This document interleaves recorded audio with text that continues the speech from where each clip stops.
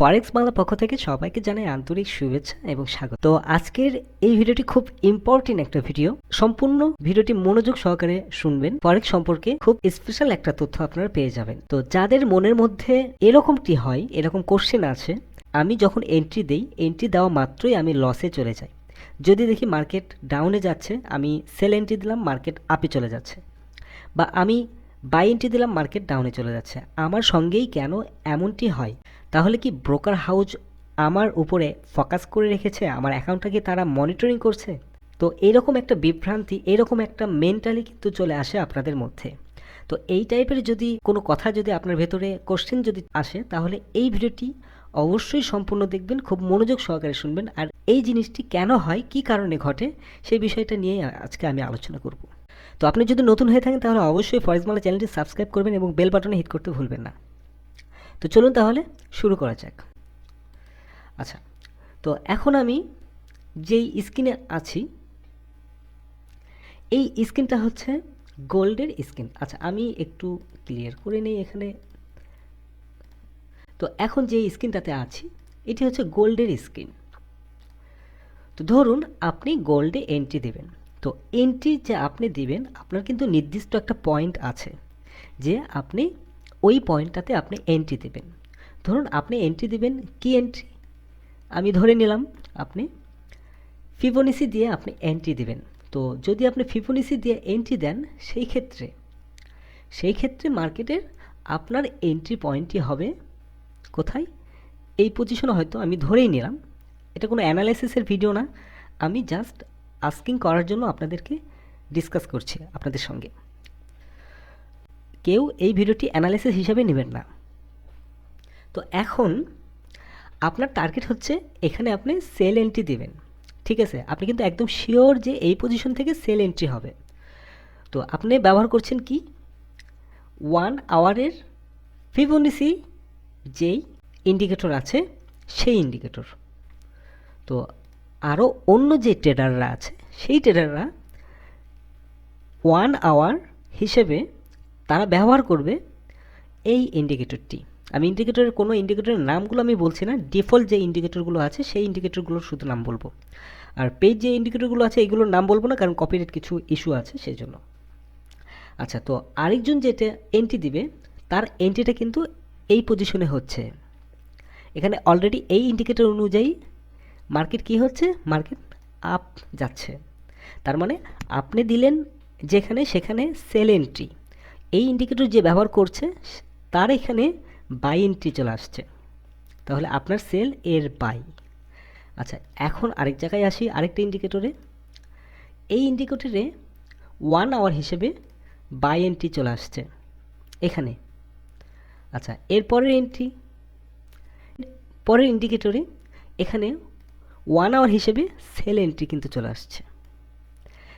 আচ্ছা, সেমভাবে 1 আওয়ারের যতগুলো ইন্ডিকেটর আছে এখানে, প্রত্যেকটা ইন্ডিকেটর এখানে আবার সেল এন্ট্রি চলে আসছে। এখানে আবার বাই এন্ট্রি ক্রসিং হচ্ছে, মার্কেট আপের দিকে যাবে। এখানে আবার, আচ্ছা এটা দুটো একই, তো এখানে আবার বাই এন্ট্রি, তার আগেরটা এটাও আবার বাইয়ের দিকেই দুর্বল হয়ে যাচ্ছে। তো এখানেও আবার সেম। তো এখানে যতগুলো ইন্ডিকেটর আছে সবগুলো ইন্ডিকেটরে সেম পজিশনে কিন্তু বাই বা সেল এন্ট্রি কিন্তু আসবে না। এবং বাই বা সেল এন্ট্রি যদি না আসে, সেই ক্ষেত্রে সেমভাবে সেম পজিশনে সবগুলো ইন্ডিকেটর কি হয়েছে, এই পজিশনটাতেই বাই এন্ট্রি হবে। তো এই পজিশনটাতে যদি সবগুলো এন্ট্রি বাই এন্ট্রি যদি হয়, তাহলে কিন্তু মার্কেট মুভমেন্ট করবে না। এখানে মূলত হচ্ছে আপনি একটা সেল এন্ট্রি, বাই একটা এন্ট্রি এখানে দিলেন, অথবা সেল একটা এন্ট্রি দিলেন। আপনি এন্ট্রি দেওয়ার সঙ্গে সঙ্গে অন্য যে ইন্ডিকেটর যারা ব্যবহার করছে, তারা ওই পজিশনটাতে আপনার অপোজিট একটা এন্ট্রি দিয়ে দিল, এবং আপনার থেকে লটের পরিমাণটা বেশি হয়ে গেল। যখন লটের পরিমাণটা বেশি হয়ে যাবে, তখন কিন্তু অটোমেটিকলি আপনাকে ডাউন করবে, আপনাকে লসের দিকে নিয়ে চলে যাবে, মার্কেট বড় লটের দিকে নিয়ে চলে যাবে। এখন এটা ওয়ার্ল্ড ওয়াইড একটা মার্কেট। এই ওয়ার্ল্ড ওয়াইড মার্কেটে কার লট কত বড় হবে, কোন এন্ট্রিতে কোন লটটা বড় হবে, এটা বলা খুব মুশকিল। কারণ আমরা অনবরত কিন্তু আমরা দেখি এই মার্কেটটি সবসময় মুভমেন্ট করে। একটা জিনিস খেয়াল করে দেখবেন, নিউজের সময় মার্কেট মুভমেন্টটা খুব বেশি করে, দিনের বেলা মার্কেট মুভমেন্টটা খুব বেশি করে। এবং হলিডের সময় মার্কেট একদম স্থির থাকে। তো এটা কেন হয়? মানুষ যখন মার্কেটে যখন বসে তখন এন্ট্রি ঘন ঘন এন্ট্রি দেয়। সারা ওয়ার্ল্ডে প্রায় লক্ষ লক্ষ ইন্ডিকেটর আছে। একটা মুভিং অ্যাভারেজ আমি এই 10 মিনিট বা 15 মিনিটের বিশ্লেষণ করে আমি শেষ করতে পারবো না এই টপিকটা অন্তত। তো লক্ষ লক্ষ ইন্ডিকেটর আছে, কোটি কোটি মানুষ আছে যারা ফরেক্স ট্রেডিং করে। তো 1 লক্ষ যদি ইন্ডিকেটর হয়ে থাকে, 1 লক্ষ ইন্ডিকেটর 1 কোটি ইউজার যদি হয়ে থাকে, সেই ক্ষেত্রে যখন এন্ট্রি পড়বে, কার এন্ট্রি কোথায় পড়বে, কোথায় এসএল হিট করবে, কোথায় টিপি হিট করবে, এইটা কিন্তু বলা খুব মুশকিল।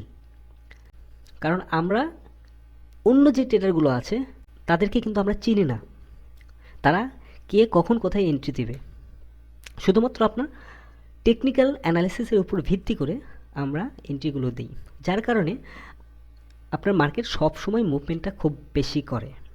এর মধ্যে যেই ইন্ডিকেটরগুলো ওয়ার্ল্ডে ভালো ভালো ট্রেডার, বড় বড় ইনভেস্টর, বড় বড় ব্যাংক যেই ইন্ডিকেটরগুলো, যেই টেকনিক্যাল অ্যানালাইসিসগুলো ফলো করে, সেই ইন্ডিকেটরগুলো যদি আপনারা ব্যবহার করেন, সেই ক্ষেত্রে আপনার ট্রেড প্রফিটে যাওয়ার চান্সটা অনেক বেশি থাকে। তবে এন্ট্রি দেওয়া মাত্রই যে কোনো ট্রেডার হোক না কেন, এন্ট্রি দেওয়া মাত্র আপনাকে লসের দিকে নিয়ে যাবে, এটা 100% শিওর থাকেন। আপনার এন্ট্রি দিয়ে আপনার সেন্টিমেন্টটাকে ওইভাবেই স্টেবল করতে হবে যে এন্ট্রি দেওয়া মাত্র আপনার ট্রেডটা লসেই যাবে, দেন আবার ঘুরে চলে আসবে। কারণ লসে যাবে এই কারণে আরও অন্য অন্য যে ট্রেডারগুলো আছে সেই ট্রেডারগুলো আপনার অপোজিটে এন্ট্রি দিয়ে দিচ্ছে, এবং তারা এন্ট্রি দেওয়ার পর মার্কেট থেকে ঘুরে আসলে, মার্কেট থেকে যখন বের হয়ে যাবে তখন আপনার দিকে মার্কেট ঘুরে চলে আসবে। তো আশা করি কথাটা বুঝতে পেরেছেন। আর এখানে আমি শুধুমাত্র 1 আওয়ার হিসেবে আমি জিনিসটা আপনাদেরকে আমি বুঝিয়েছি, এখানে কয়েকটা ইন্ডিকেটর দিয়ে আমি আপনাদেরকে বুঝিয়েছি। এরকম অনেক ইন্ডিকেটর আছে, লক্ষ লক্ষ ইন্ডিকেটর আছে হিসাব ছাড়া। আর এখানে নট অনলি শুধু 1 আওয়ার, এখানে 1 আওয়ার হিসেবে এখানে যদি বাই এন্ট্রি হয়, 4 আওয়ার হিসেবে এখানে সেল এন্ট্রি হতে পারে, 1 ডে হিসেবেও এখানে বাই এন্ট্রি হতে পারে। এরকম যে কটা টাইম ফ্রেম আছে সবগুলো টাইম ফ্রেম অনুযায়ী বাই অথবা সেল, এটা কোথায় বাই হবে কোথায় সেল হবে এই জিনিসটা বলা খুব মুশকিল হয়ে যাবে। তো আশা করি এই আমি ট্রেড দিলে কেন লসে চলে যাই এই জিনিসটা থেকে আপনারা বের হয়ে আসতে পেরেছেন। তো ধন্যবাদ সবাইকে ফরেক্স বাংলার সঙ্গে থাকার জন্য। আর ভিডিওটি যদি ভালো লাগে অবশ্যই একটা কমেন্ট করে দিবেন, আপনাদের উৎসাহ পেলে আরও ভিডিও আপনাদের সামনে নিয়ে আসবো।